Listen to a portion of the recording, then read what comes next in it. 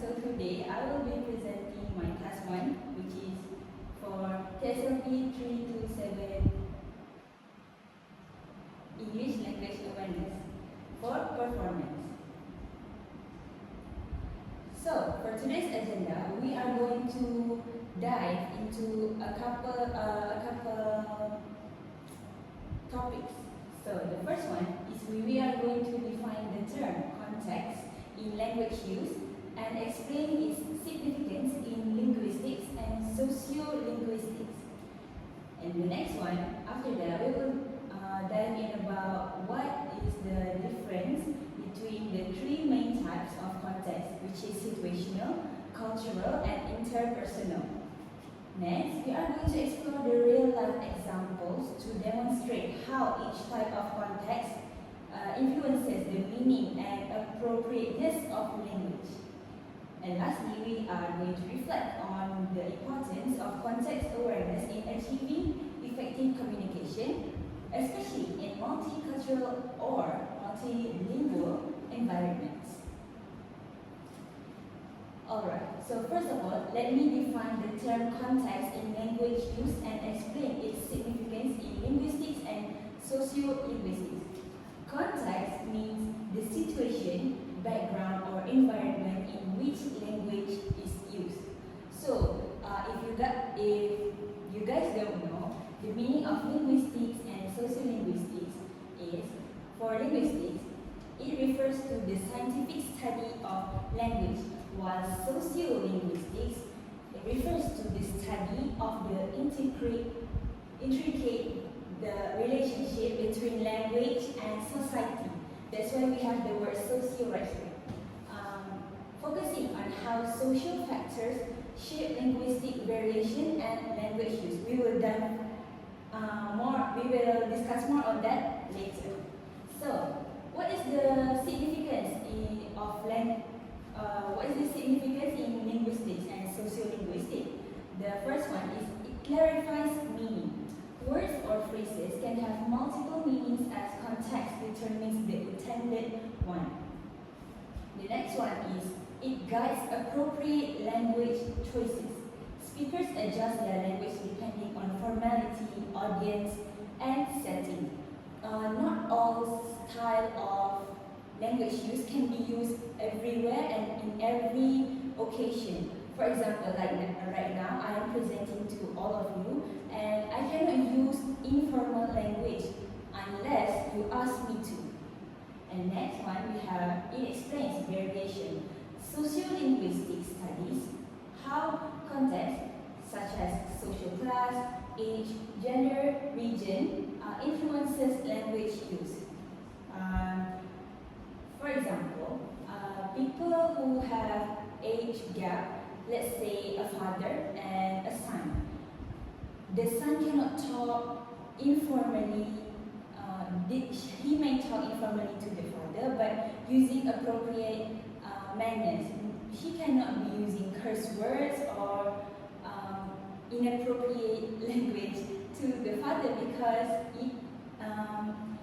it is not good. And that explains variation.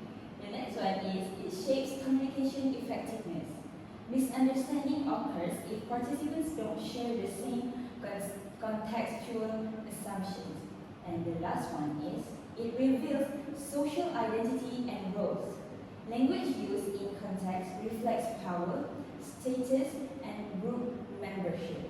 So for this one, it actually refers to how language defines our power, status, and group membership. Let's say for power.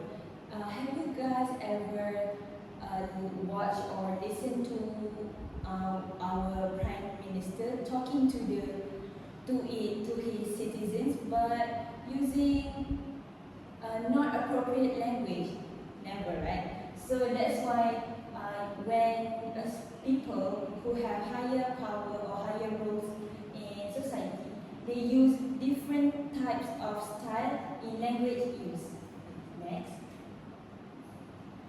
Okay, for types of context, we have three types, which is situational context, cultural context, and interpersonal context.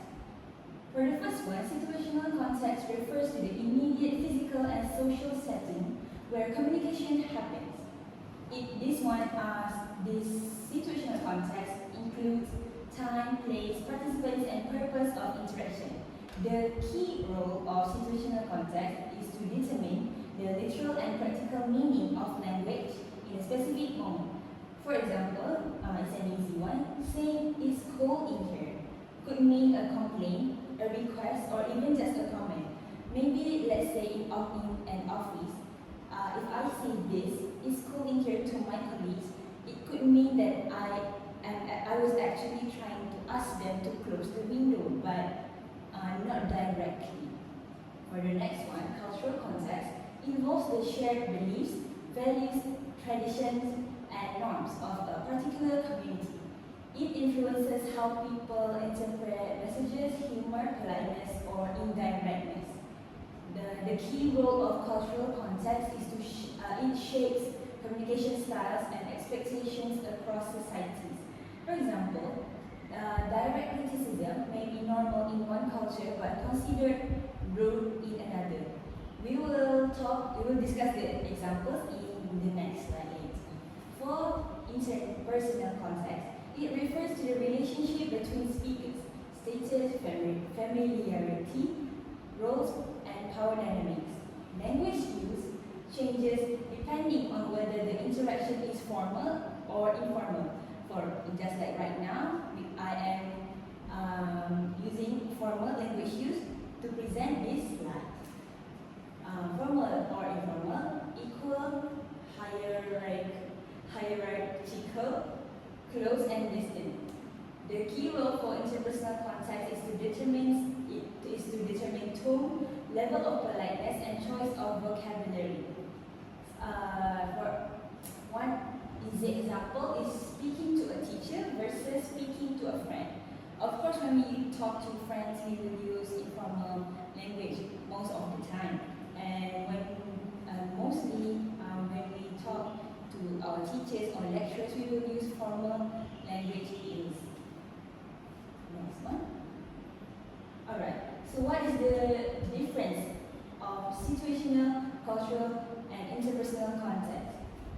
Situational context refers to the where, when, why of a certain conversation, while cultural is the shared background knowledge and norms guiding communication.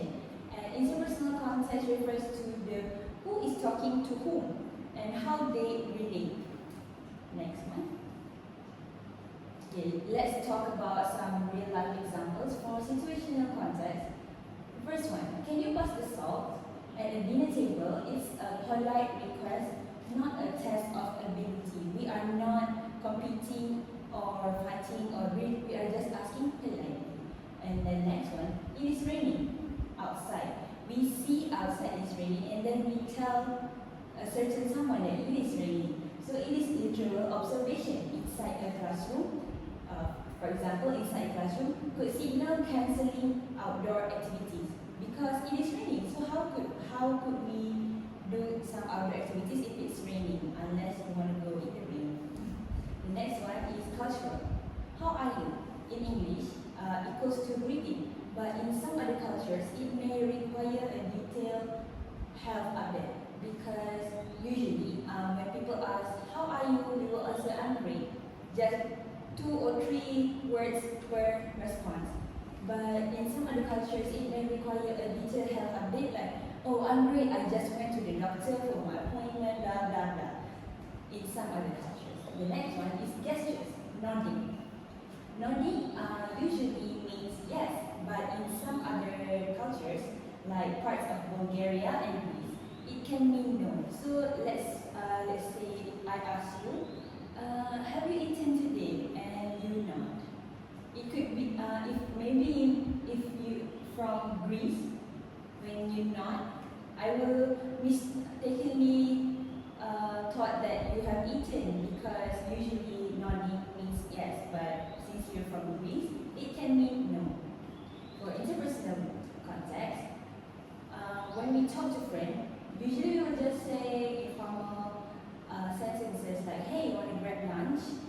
But when we talk to our lecturers, would you like to have lunch, professor? We ask politely, with manners, and write punctuations, or when we text, we write with right punctuations and grammar.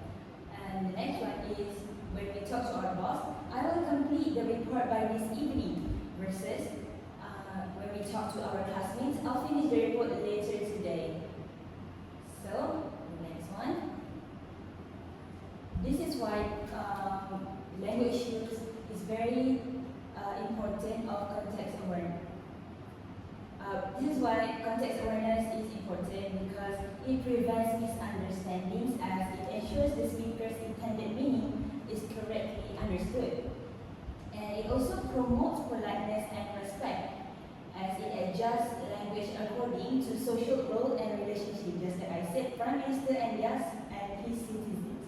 And the next one is build stronger relationship. Context-sensitive communication shows empathy and consideration. Next one. Next, it enhances learning and teaching because teachers and learners benefit when context is applied in classroom. This is because when students talk to teachers, they use different style of language use, not just informal ones like they talk to their friends. Next one, it improves clarity and effectiveness because the messages become clearer and more precise. And the last one, it encourages flexibility in language use because speakers learn to adapt their style depending on audience and situation. Thank you very much for paying attention. That's all for